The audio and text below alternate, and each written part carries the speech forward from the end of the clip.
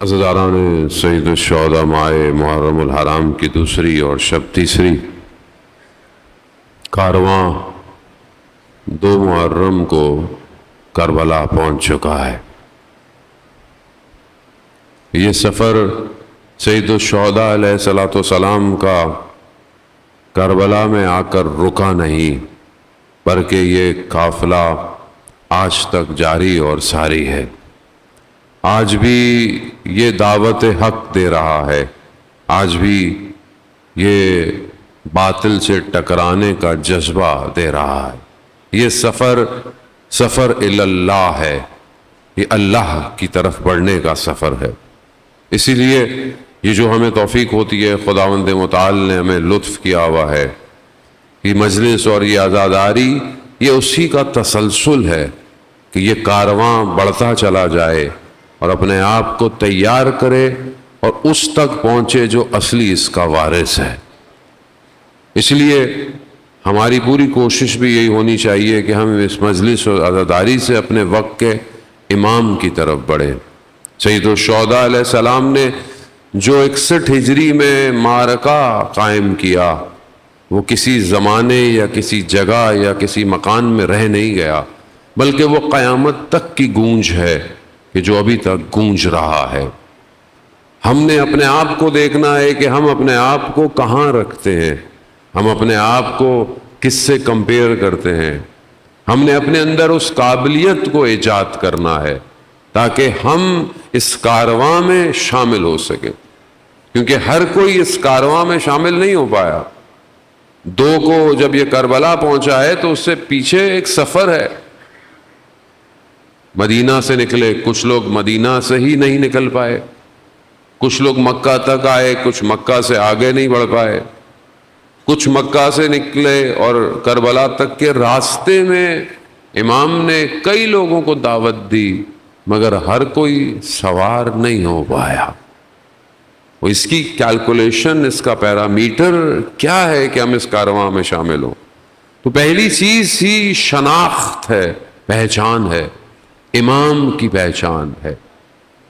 وہ یہ کہ انسان اس کو پہچانے۔ حدیث بیان ہوتی ہے کہ پروردگار کہتا ہے کہ جو مجھے پہچانتا ہے وہ پھر مجھ سے محبت کرتا ہے، پھر جب وہ جو مجھ سے محبت کرتا ہے وہ میری بندگی اختیار کرتا ہے، پھر جو میری بندگی اختیار کرتا ہے وہ میری اطاعت کرتا ہے۔ یہ پھر شخص نے امام باقر علیہ السلام سے سوال کیا، صلی علی محمد، کہا مولا خدا کی شناخت، خدا کی پہچان کیا ہے، یعنی کیسے پہچانے خدا کو؟ تو امام فرماتے ہیں کہ اپنے زمانے کے امام کی معرفت خدا کو پہچاننا ہے۔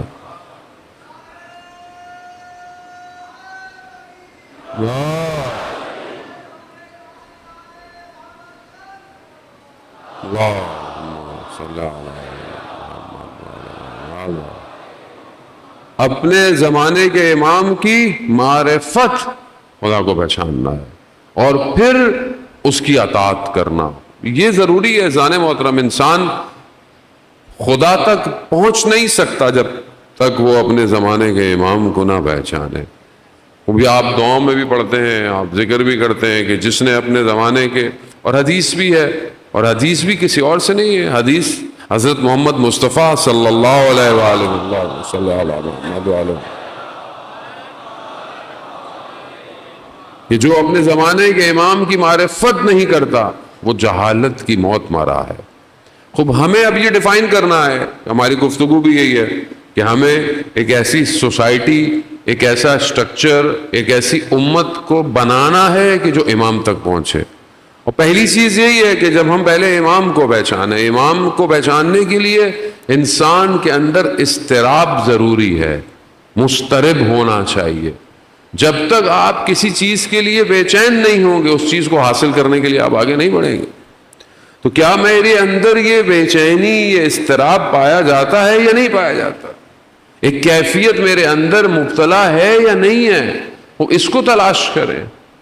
ہو سکتا ہے مجلس کے اندر تو مجھے احساس ہوتا ہے جب میں سنتا ہوں، بیٹھتا ہوں، لیکن جب میں اپنی زندگی میں جاتا ہوں کیا وہاں مجھے احساس ہوتا ہے کہ نہیں ہوتا؟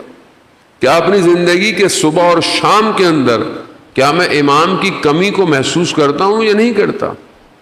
جب آپ کسی چیز کی کمی کا محسوس ہی نہیں کریں گے تو آپ اس کی طرف بڑھیں گے نہیں. جب آپ بڑھیں گے نہیں تو کام نہیں کریں گے, کچھ بھی نہیں کریں گے. اور یہ خود امام زمانہ عجل اللہ تعالی فرجہ شریف صلی اللہ علیہ وسلم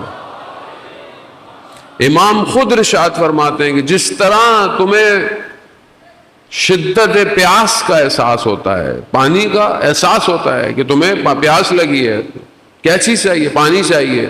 جس طرح تمہیں یہ پانی کے لیے تشنگی کا احساس ہوتا ہے, جس دن تمہیں اس طرح ہمارا احساس ہوگا ہم خود آ جائیں گے.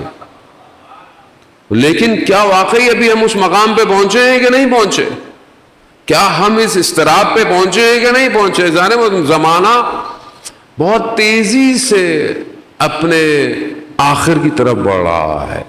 خدا کا وعدہ حق ہے, خدا اپنے وعدے سے پیچھے ہٹتا نہیں ہے. خدا کا وعدہ ہے کہ میں اس زمین کو اس کے اصلی وارث کی طرف پلٹاؤں گا.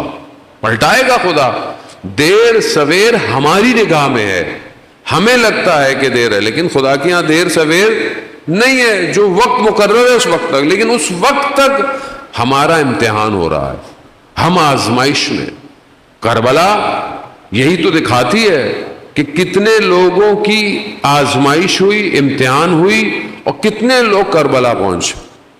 اگر آپ ان خطوں کو دیکھیں جو 12,000 یا 18,000 خط لکھے گئے, اور پھر امام نے اپنے سفیر کو بھیج کر کوفہ والوں کو ٹیسٹ کیا کہ کیا واقعی انہوں نے جو خط لکھے تھے یہ ساتھ ہیں. کتنے لوگ کوفہ سے اٹھ کر کربلا آئے, کتنے لوگ ہیں. جو لوگ ہم آخری ایام میں سنتے ہیں بہت سارے تھے, کچھ کہیں بہرحال زندان میں ہو گئے, لیکن ایک بڑی تعداد میں سے کتنے لوگ کوفہ سے آئے, کتنے لوگ آئے. آخری کے دنوں میں جو پڑھتے ہیں وہ مسلم ابن اوسجا آئے, حبیب ابن مظاہر آئے.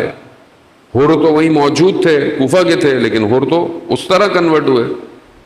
تو یہ بہت بڑا امتحان ہے جان محترم. الاجل کہنا آسان ہے, لیکن الاجل پر قائم رہنا سب سے مشکل کام ہے. زمانہ اسی طرف بڑھ رہا ہے. زمانہ یہ جو خود آپ کے سامنے